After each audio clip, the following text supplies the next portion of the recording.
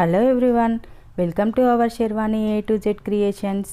ఈరోజు special capsicum masala కర్రీని ఎలా చేసుకుందామో చూసేద్దాం రండి.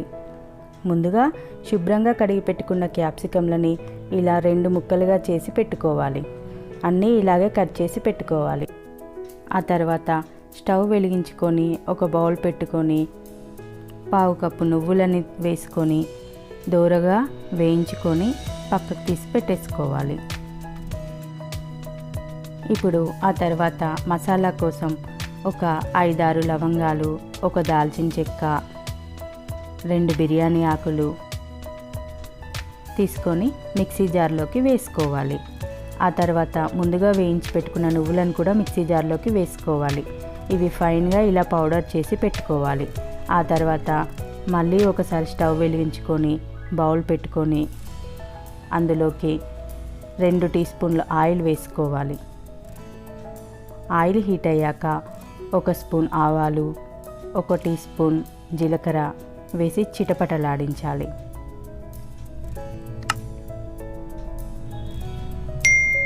ఇప్పుడు బిర్యానీ ఆకులు 2, ఒక దాల్చిన చెక్క, ఒక 2-3 లవంగాలు వేసుకోవాలి. ఆ తర్వాత కొద్దిగా మెంతాకును కూడా వేసి ఫ్రై చేసుకోవాలి.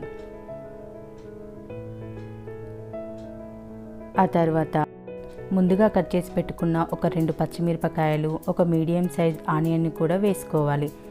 ఇప్పుడు అవి వేగడానికి 1 టీ స్పూన్ సాల్ట్ కూడా వేసుకొని కలుపుకోవాలి. ఇవి దూరగా ఫ్రై చేసుకోవాలి.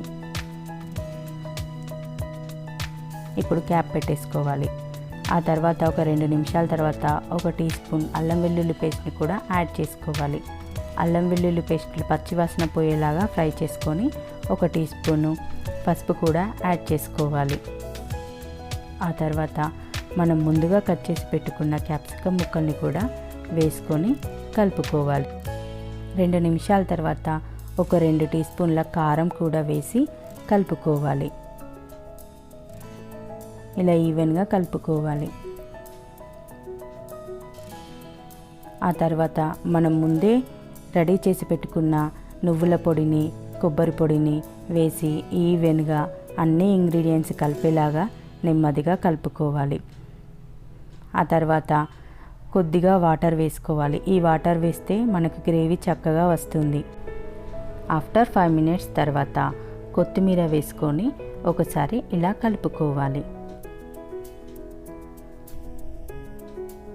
ఇప్పుడు 10 నిమిషాల పాటు అలాగే వదిలేయాలి. ఇప్పుడు కుక్ అయిందో లేదో చూసుకొని ఇప్పుడు సర్వింగ్ బౌల్లోకి తీసేసుకోవడమే.